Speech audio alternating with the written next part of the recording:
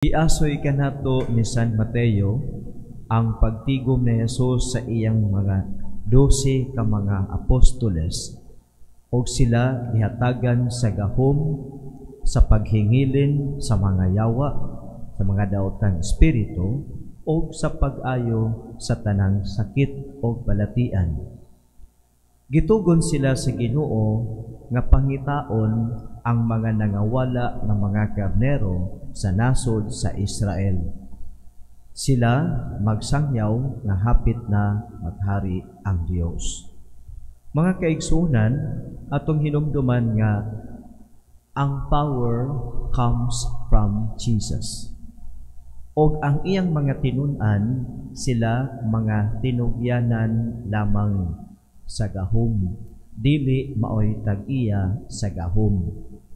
Sumaw nga kanang ministry of exorcism, ministry of deliverance, that is the ministry of Jesus.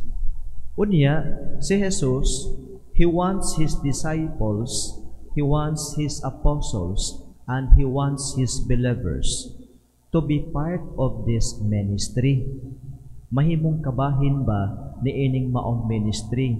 Busa, by virtue of our baptism, ang matag usa kanato is connected to Jesus. And since our connection is indissoluble, dili mahungkag, dili mawala, kung mauni, ikaw ug ako always connected to the source of power. Busa, ikaw ug ako gisangunan usab sa gitawag nato nga pagpapahawa, kanang katungod sa pagpapahawa sa mga daotang espiritu. Dunay mga nag-specialize ni ini apan individually, because we are connected to the source of grace, source of power, you can. Usa man to pagpapahawa ang mga dautan nga espiritu nga naghari nato.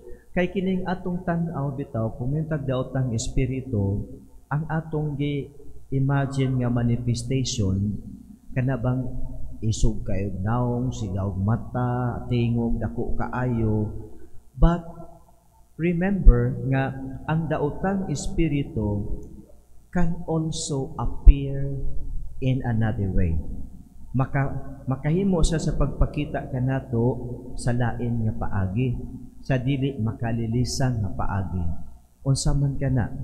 The spirit of anger, for example, the spirit of anger atong gipapuyo.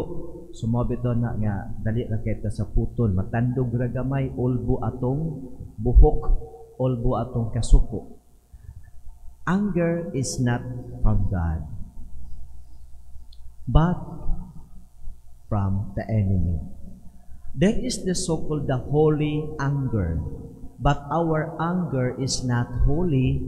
Kaya ano di ay, kining atong anger is born out of conflict, born out of quarrel, born out of the desire to take revenge. That is not holy anger. Ang holy anger manggod nga igsuon, kanabang nasuko ka tungod kay dunay dili angay nga mahitabo apan gibuhat. So, like Jesus, diba? Sa Temple of Jerusalem, gihimo nilang merkado. Sa Jesus na suko, that was a rightful and holy anger. So, kining atong anger, dili mong guni holy, kay atong anger, suko ta sa atong silingan, suko ta sa atong ginikanan, suko ta sa atong anak, kay dunay atong gusto nga wa matuman. Mao na saan atong level sa anger. Unya, gitagaan man kag power pod to deliver this. Palagputon kini sila. Kung saan man nimo pagpalagpot, nga imo man gilab man nimo ang anger, gilab man nimo ang resentment, mo na nga until now napagyapoy residue sa kasuko, resentment o guban pa nagpabilin kanato. O sa hinumduman nato nga, hoy, ikaw og ako gipagahom bayatan ni Kristo, and we receive the grace by virtue of baptism.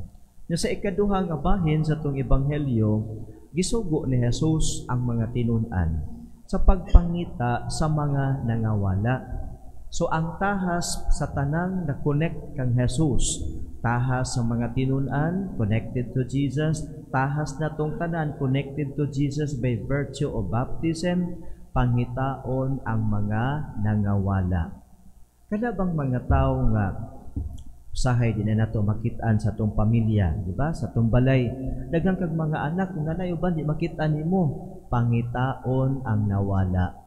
Sa simbahan natay mga kauban, wala ko kakitaan ni sister o sa kay nahitabo atong pangitaon, basin di ay og nasakit, basin di ay og dunay kahiubos, mao nang ginasaganahan magampo, daghanan magsimba together with us.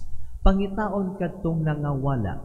Subot ipasabot sa mga tinun-an, ipasabot ni Jesus kadto kanila, kadtong mga nangawala importante, mahalaga sa puso ni Jesus. Dunay bili katong mga nangawala, kita usay way bili nato kadto sila mitag sa kinala sila dagko na bitaw na sila na may rapor kay mawad ang taga ng mga dagang marites, may rapor kay mawad ang dagang badlungon, di day nga na kay ang gustos Ginoo katong nawala panghitaon. So bisan di ay sila adunay bili. Umaingon kita ani, bisan di ay ang atong mga anak nga badlungon, atong igsuon nga badlungon, atong ginikanan usahay badlungon, kini sila, these are all important for Jesus.